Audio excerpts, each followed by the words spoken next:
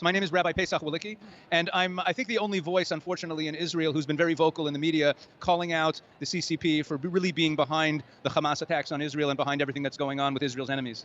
The truth is, the information about how China's behind this was just logic. Does anyone in their right mind think that Iran did not know about the Hamas attacks of October 7th? Of course they would, because there's no way, if Iran is the main funder of Hamas, that Hamas would do that and blow up the Middle East without telling Iran. Imagine if they did it without telling Iran. Imagine the phone call from Iran to the Hamas the next day. What are you doing? You didn't even tell us? Yeah.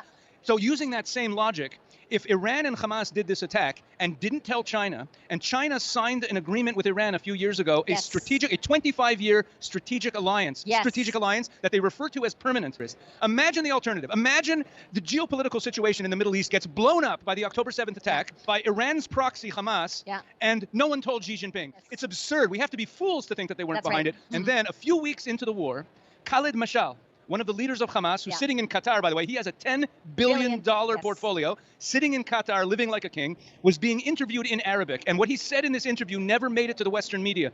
Khalid Mashal, in Arabic from Qatar, said, Hamas, and this is a quote, Hamas looks forward to working with the superpowers, Russia and China. Russia should be grateful to Hamas for taking America's attention away from Ukraine. And China should draw inspiration from our attack on Israel for their own plans for Taiwan.